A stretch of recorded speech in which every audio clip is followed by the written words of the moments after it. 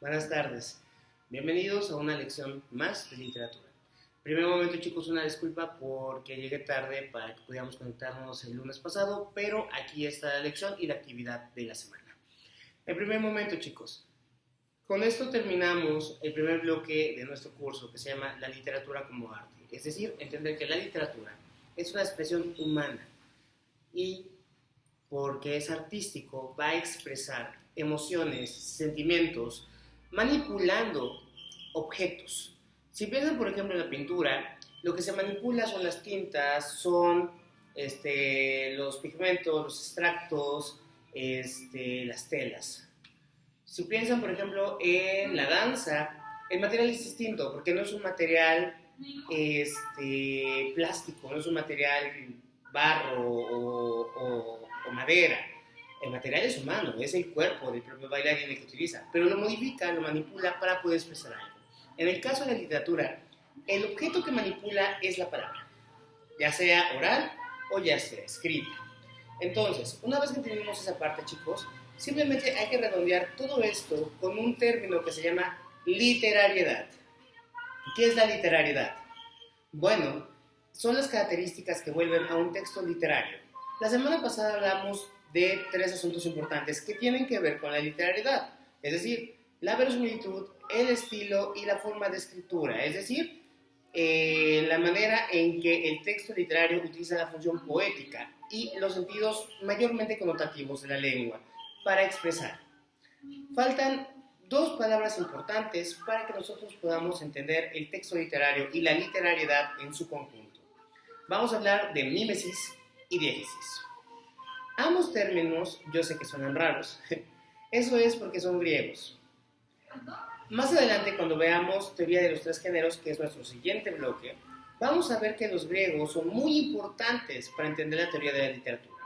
Pero primero vamos a entender estas 2 palabras. Mímesis significa imitación y diégesis significa narración, historia. Vamos a entender qué se refiere cada una de estas cosas.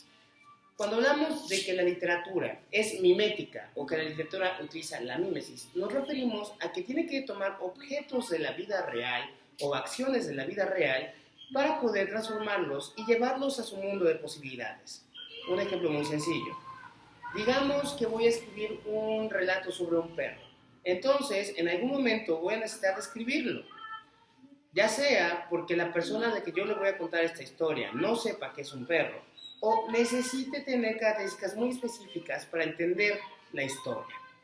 Entonces, cuando yo describo al perro y digo que es negro, que es alto, que es rápido, lo que estoy haciendo es una mímesis, porque estoy imitando el objeto real perro en la descripción. Ahora, la diégesis. La diégesis se refiere a la hilación de acciones para crear una historia. Y esa historia tiene que ver con la coherencia que existe dentro del texto literario. Digamos que en este texto hipotético, recuerden que hipotético significa posible, en este texto hipotético del perro, a lo mejor mi historia no es la de un perro normal que anda por ahí en la calle comiendo basura. A lo mejor mi historia es que este perro en realidad es muy inteligente y quiere, no sé, hacerse gobernador del estado de Veracruz o hacerse presidente municipal de Coatepec. Ok, recuerden, ¿es posible? Sí, siempre y cuando tenga coherencia en su propia estructura. Digamos que en mi mundo que estoy creando para esta historia, el perro en efecto es sumamente inteligente. Pero digamos que el hecho de que yo quiero que mi personaje perro sea gobernador o sea presidente, tiene que darle ciertas características que necesito imitar ya no del objeto directo perro, sino del objeto real persona. Es decir, los perros no pueden ser gobernadores o diputados, las personas sí. Entonces voy a tener que crear una serie de características de este personaje, es decir, voy a crear una mímesis que ya no es del todo real. Ya no es una mímesis, ya no es una imitación de un objeto que realmente exista en la realidad, sino es un objeto que podría existir si las reglas de la realidad lo permitieran. Entonces, mucho ojo con eso, chicos. Cuando digo que la descripción es donde yo voy a anotar la mímesis en la literatura, no significa que descripción es igual a mímesis. ¿Por qué? Porque puedes escribir algo que no existe. o puedes describir algo que podría existir, o describir algo que existió. Por ejemplo, cuando escribimos dinosaurios, pues bueno, hemos visto millones de dinosaurios en las fotos, en la tele, en los artículos científicos, pero ¿cuándo has visto tú un estegosaurio? Es un objeto que existió, es un animal que existió. Entonces, eso es muy importante, chicos. Ojo, descripción no significa mímesis. La descripción es por donde yo voy a notar cuál es la mímesis en el texto. Es decir, si nada más es puramente narrativo y no me cuentan cómo es la palmera o cómo es la casa, pues simplemente sé que hay una palmera y hay una casa porque me lo mencionan, pero no sé cómo es. Hay mímesis, pero no hay detalles de esa mímesis. Ahora, la diégesis es la narración en sí misma, es decir, la diégesis es el hilo de la historia. Ok, este perro que es el diputado, tengo que darle algún trasfondo para eso. Ok, estudió la carrera de Derecho en la Universidad de Veracruzana. La primera vez que vio una injusticia, cuando era un cachorro, se enojó tanto que mordió a la persona que hizo la injusticia. Ah, ok. Todos esos elementos que voy a poner en la historia y que necesito contar son los que crean la diégesis. Diégesis entonces es el hilo de la contación de la historia. Entonces, chicos, ¿por qué es importante que tengan mímesis y diégesis clara? Porque todo texto literario, ya sea narrativo, dramático o lírico, necesita hacer ciertas imitaciones para que tú tengas los referentes y puedas, pues, comprar la historia. Y tiene que tener una historia, o sea, aunque sea un poema, hay poemas con historia que son padrísimos.